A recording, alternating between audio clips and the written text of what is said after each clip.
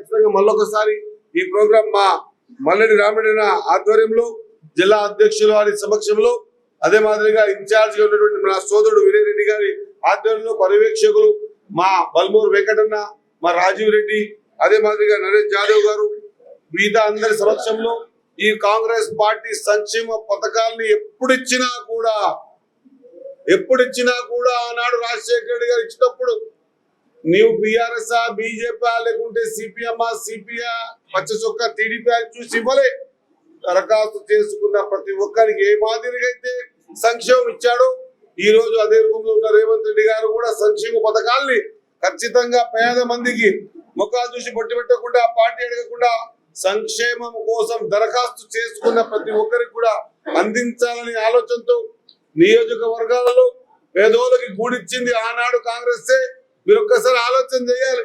ఈ నియోజకవర్గం నాకు తెలిసి ఒకటంటే ఒక డబుల్ బెడ్రూమ్ ఇల్లు కట్టలేదనుకుంటా. ఈ ఒక్క 10 సంవత్సరాలు అభూత కల్పన చూపించారు.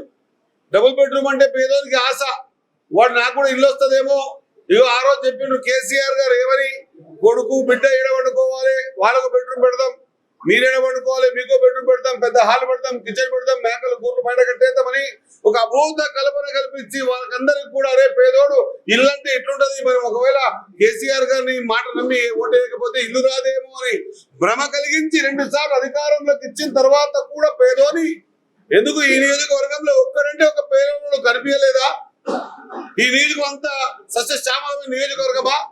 మరి ఎందుకు ఇయ్యలేదు అడగాల్సిన అవసరం ఉండే అడిగిండ్రు, అడిగి వాత పెట్టిండ్రు. కాబట్టి ఈ రోజు ఆనాడైనా ఇందిరమ్మ గారి హయాంలో ఇందిరమ్మ పేరు మీద ఇచ్చినటువంటి పేదోల ఇండ్లు ఈ రోజు మళ్ళీ అదే ఇందిరమ్మ పేరు మీద రేవంత్ రెడ్డి గారి సమక్షంలో మన హౌసింగ్ శాఖ మంత్రివర్యులు పొంగులేటి శ్రీనివాసరెడ్డి గారి ఆధ్వర్యంలో ప్రతి నియోజకవర్గంలో 3500 ఇండ్లు అంటే 175 కోట్ల రూపాయలతో నిర్మింపబడి పేదోళ్ళకి ఎవరికి కూడా గతంలో మాదిరిగా ఇల్లు ఇప్పిస్తా 10,000 ఇస్తావా 20,000 ఇస్తా అనేటువంటి చిల్లర పనులకు పోకుండా పేదోరి సంక్షేమమే ధ్యేయంగా పనిచేస్తున్నటువంటి ప్రభుత్వం కాంగ్రెస్ ప్రభుత్వం, రేవంత్ రెడ్డి ప్రభుత్వం.